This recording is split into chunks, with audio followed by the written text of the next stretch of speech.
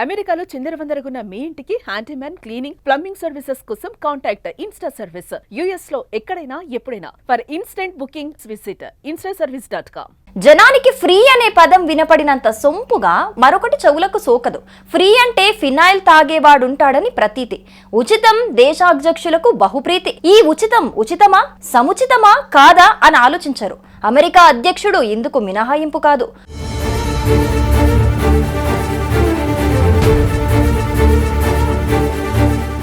ఉచిత air force 1 ఖతారోడ్డు ఫ్రీగా జంబోజెట్ ఇస్తాట. అది సూపర్ లగ్జరీ బోయింగ్ 747-8 విమానం. ప్యాలెస్ ఇన్ ద స్కై అంటున్నారు.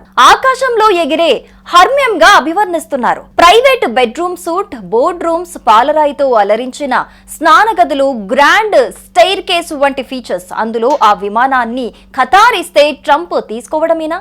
ఎవడో విసిరే బిస్కెట్ కోసం అగ్రరాజ్యం అంతగా కక్కుర్తి పడుతోందా?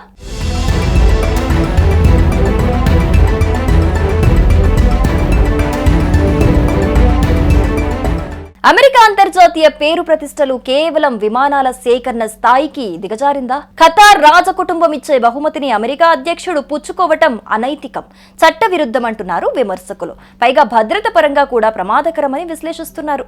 ట్రంప్ గిఫ్ట్ తీసుకోవటం సొంత పార్టీ రిపబ్లికన్ల నుంచే వ్యతిరేకత వస్తోంది. ఆ విమానం ధర $400 మిలియన్, అంటే 3,400 కోట్లు. అయితే ఖతార్ గిఫ్ట్ గా ఇచ్చే విమానంలో తాను తిరగబోనని చెబుతున్నారు ట్రంప్. గతంలో అమెరికా అధ్యక్షుడు రోనాల్డ్ రీగన్ వాడిన బోయింగ్ 707 విమానాన్ని సేవల నుంచి తప్పించి మ్యూజియంలో ఓ వస్తువుగా ప్రదర్శనకు పెట్టినట్టే తన పదవీ కాలం ముగిశాక భవిష్యత్తులో ప్రెసిడెంట్ లైబ్రరీకి ఆ విమానాన్ని దానంగా ఇస్తామనంటున్నారు ట్రంప్.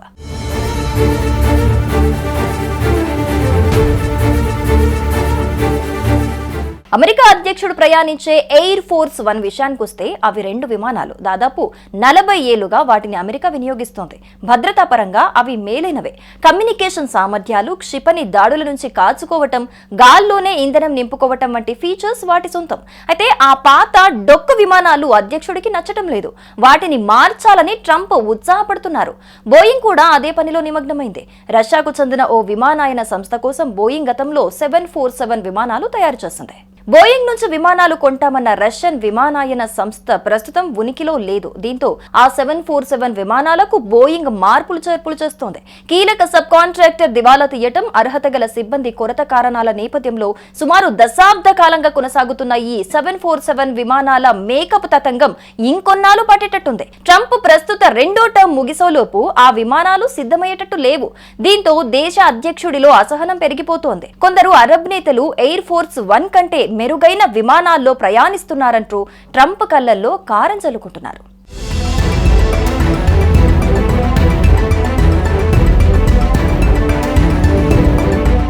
ప్రస్తుతం ట్రంప్ అటువైపే పర్యటనకు బయలుదేరారు. మే 13 నుంచి 16 తేదీల్లో ఆయన సౌదీ అరేబియా, ఖతర్, యుఏఈలో పర్యటిస్తారు. కొసమెరుపు ఏంటంటే కాంగ్రెస్ అనుమతి లేకుండా ఫెడరల్ అధికారులు విదేశీ ప్రభుత్వాల నుంచి విలువైన వస్తువులు, లాభాలు లేదా ప్రయోజనాలు పొందరాదని అమెరికా రాజ్యాంగం సృష్టీకరిస్తోంది. కానీ ట్రంప్కు గిఫ్ట్ రావటంపై విమర్శిస్తుంటే ట్రంప్ మాత్రం నాకు ఫ్రీగా ఫ్లైట్ గిఫ్ట్ వచ్చిందని మీ అందరికీ కుల్లు అన్న తీరుగా ట్రంప్ వ్యవహరిస్తున్నారు. మరి ఖతర్ గిఫ్ట్ అంశంలో ట్రంప్ ఏం చేస్తారో? అధ్యక్షుడైనా చట్టానికి అతీతం కాదు. విమానాన్ని అమెరికా అధ్యక్షుడికి బహుమతిగా ఇవ్వజూపటం వెనుక ఖతర్ ప్రయోజనాలు ఏం దాగున్నాయో?